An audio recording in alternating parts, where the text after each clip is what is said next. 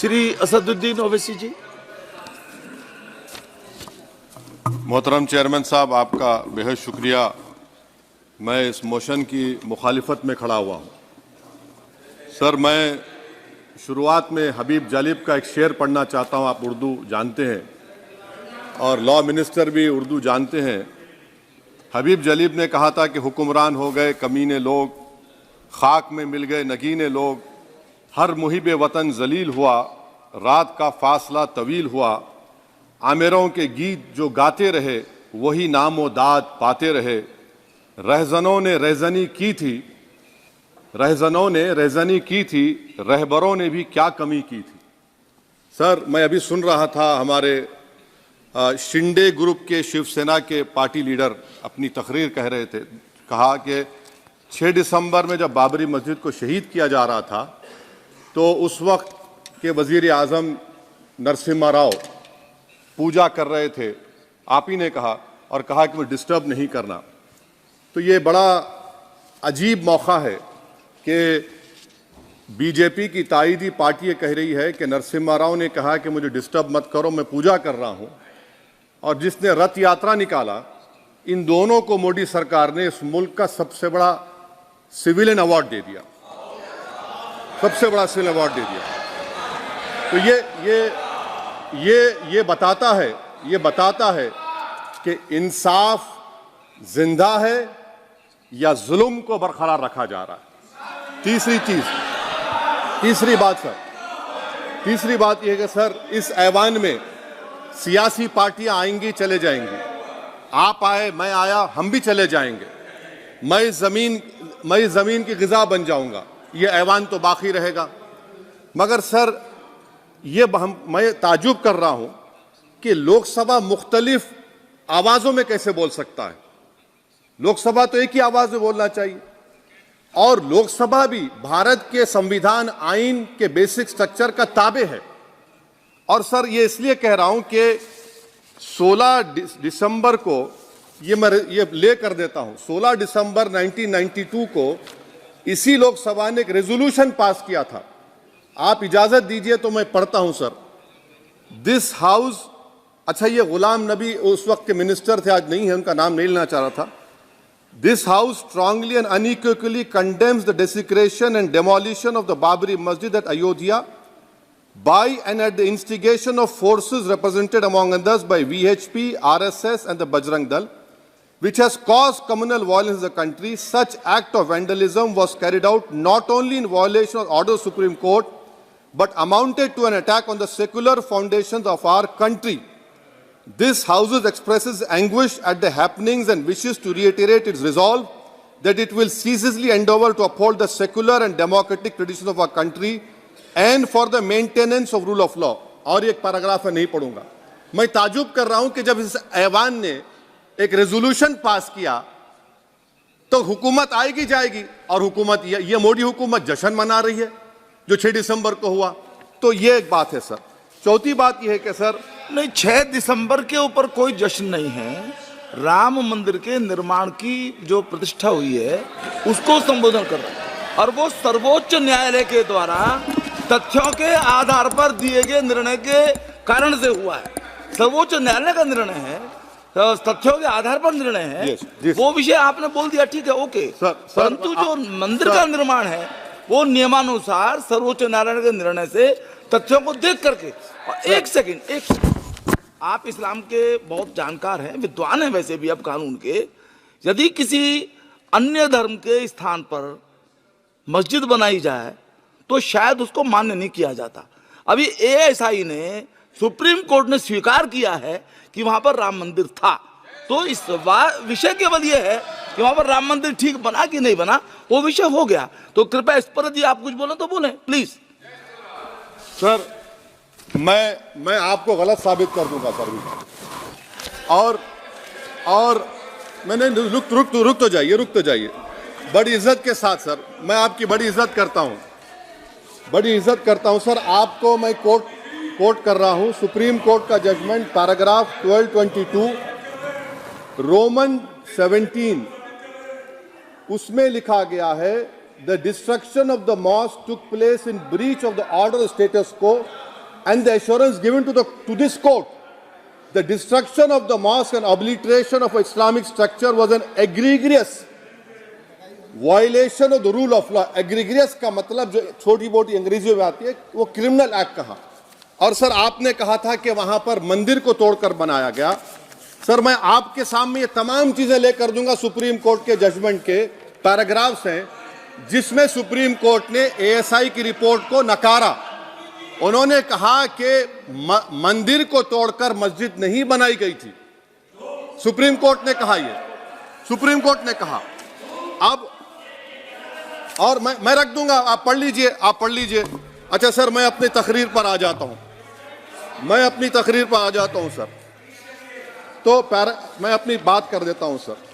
तो मैं ये पूछना चाह रहा हूं कि क्या मोदी सरकार एक समुदाय, एक मजहब की सरकार है या पूरे देश के मजाहिब को मानने वालों की सरकार है, जिसको नहीं मानते उनकी सरकार है? हमको बता दीजिए।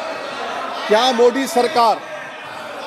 मोदी सरकार सिर्फ एक फिक्र और नजरिया हिंदुत्व की सरकार है?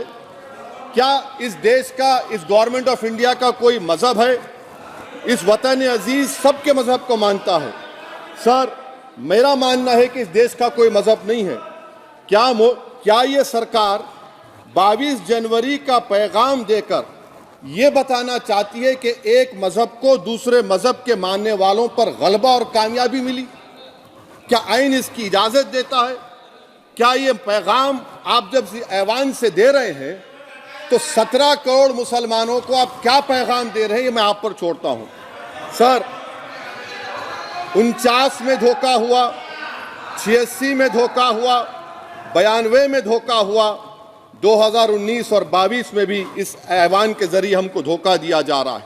और अफसोस के साथ कहना पड़ता है सर कि मुस्लिम अक़लियत को हमेशा ये कहा गया कि तुमको भारत के शहरी बरकरार रहने के लिए एक बहुत बड़ी कीमत तुमको चुकानी पड़ेगी, और हम पर इल्जाम लगा दिया गया। सर क्या मैं बाबर का स्पोक्स पर्सन हूं? क्या मैं जिना का स्पोक्स पर्सन हूं? क्या मैं औरंगजेब का स्पोक्स पर्सन हूं? बताइए सर, आखिर मैं कहां तक आप मुझे लेकर जाएंगे? दूसरी बात यह है सर, दूसरी बात यह है कि फिर 6 दिसंबर के बाद देश में फसाद हुआ, नौजवानों को टाडा में डाला गया जो बूढ़े होकर निकले। यकीनन आपकी सरकार नहीं थी, आपकी सरकार नहीं थी। अच्छा बल्कि मैं तो मर्यादा पुरुषोत्तम राम की इज्जत करता हूं, मगर मैं नाथूराम गोडसे से नफरत करता हूं। मेरी नस्लें नफरत करती रहेंगी क्योंकि नाथूराम गोडसे ने उस शख्स को गोली मारी जिसके जबान से आखिरी लफ्ज निकले हे राम। सर छठी बात यह है कि 87 में मलियाना हाशिमपुरा हुआ, 83 में नेल्ली हुआ, 44 में जम्मू में नस्ल कशी हुई, 2022 में हल्दीवानी में कत्ल हुआ। इतने धोखे सबसे बड़े किसको दिए गए? असदुद्दीन ओवैसी को दिए गए। मगर फिर भी मुझसे ही कहा जाता है कि वफादारी को तुम साबित करो अपनी ओवैसी। सर आज भारत के 17 करोड़ मुसलमान अपने आप को अजनबी और एलिनेट महसूस कर रहे हैं। मैं बहुत बड़ी नाइंसाफी होती है, सर ये कोई तारीखी नाइंसाफी को इंसाफ नहीं किया जा रहा है। स्पीकर बल्कि अंग्रेजी में स्पीकर सर केवल एक प्रश्न का जवाब ओवैसी साहब दे दें कि बाबर को वो आक्रमणकारी मानते हैं या नहीं मानते हैं? पुष्पमित्रा संघा को आप क्या मानते हैं? बताओ, पुष्पमित्रा संघा को आप क्या मानते हैं? जम्मू के वो कश्मीर के वो राजा को क्या मानते हैं जिसके पास एक फौज थी मंदिरों को तोड़ने के लिए? आप क्या मानते हैं? यही तो मैं कह रहा हूं कि निशिकांत दुबे 47 में आजादी मिली, असदुद्दीन ओवैसी से बाबर की बात पूछ रहे हैं। तुम गांधी की बात पूछते, तुम बोस की बात पूछते, तुम जलियांवाला बाग की बात पूछते, तुम काला पानी में जो मुसलमान शहीद हो गए उनकी बात पूछते, मगर बाबर की बात पूछी जाती है। तो सर मैं आपको बता रहा था, खामखा डिस्टर्ब किए सर मुझे, मेरा वक्त ले लिए निशिकांत दुबे। सर मैं आपसे कह रहा था मोदी हुकूमत ये पैगाम दे रही है भारत के मुसलमानों को कि जान बचाना है या इंसाफ चाहते हो। मैं कह रहा हूं मैं भीख नहीं मांगूंगा, मैं इस नंगी तासुब को कबूल नहीं करूंगा। मैं दूसरे दर्जे के शहरी के मौक़िफ़ को कबूल नहीं करूंगा। मैं अपनी शनाख्त को नहीं मिटने दूंगा। अब मैं झूठी और दिल फरेब बातों पर हरगिज भरोसा नहीं करूंगा। मैं वो काम नहीं करूंगा जो बीजेपी और नाम निहाद सेकुलर पार्टियां चाहती हैं। मैं वो काम करूंगा जो आपको पसंद नहीं है, संविधान के दायरे में रहकर। सर, कंक्लूजन में मैं आपको बताना चाहता हूं कि आज इस देश को किसकी जरूरत है। इस देश को अयोध्या में, तारीख शायद नहीं पढ़ते होंगे, मौलाना अमीर अली कौन थे, पुजारी बाबा रामचरण दास कौन थे, अयोध्या के पुजारी थे। दोनों ने मिलकर अंग्रेजों के खिलाफ जंग लड़ी थी और दोनों ने, अंग्रेजों ने इनको गिरफ्तार किया और एक पेड़ पर मौलाना अमीर अली को और पुजारी रामचरण दास को फांसी दे दी गई। देश को इनकी जरूरत है। देश को शंभू प्रसाद, अचन खां, ये राजा देवी बख्श सिंह के फौज में थे, अंग्रेजों से मुकाबला किया। मुसलमान की लाश को जला दिया गया और शंभू प्रसाद को दफना दिया गया। इस देश को यह जरूरत है। देश को बाबा मोदी की जरूरत नहीं है। आज भारत को अयोध्या के मौलाना अमीर अली और रामचरण दास, अचन खान, शंभू खान की जरूरत है। सर, मैं अभी सुन रहा था ये नाम निहाद सेकुलर पार्टियों के बयानात को। क्या होता है सर, आप, खत्म कर रहा हूं, क्या होता है सर, जब काजी साहब गवाहों को लेकर दुल्हन के पास जाते कि तुमको निकाह कबूल है, तो दुल्हन शर्मा के खामोश बैठ जाती। तो इनकी खामोशी रजामंदी की अलामत है। जी जी। तो सर, मैं खत्म करने से पहले ये बताना चाह रहा हूं कि जब वजीर आजम जवाब देंगे तो क्या वो भारत के 140 करोड़ जनता के लिए जवाब देंगे या फिर सिर्फ हिंदुत्व की फिक्र रखने वालों का जवाब, मैं खत्म कर जवाब देंगे।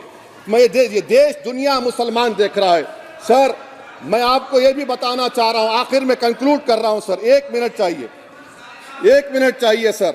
सर, मेरा मानना यह है कि आज मैं बहैसियत एक भारत के गयूर मुसलमान के, let me stand as a tall Indian Muslim and say that the light of Indian democracy today is at its dimmest today, sir. Sir, in conclusion, मेरी फिक्र में, मेरा ईमान मुझे कहता है कि जिस जगह पर मस्जिद थी, है और रहेगी, बाबरी मस्जिद है और रहेगी। बाबरी मस्जिद जिंदाबाद, जिंदाबाद, भारत जिंदाबाद। जय हिंद।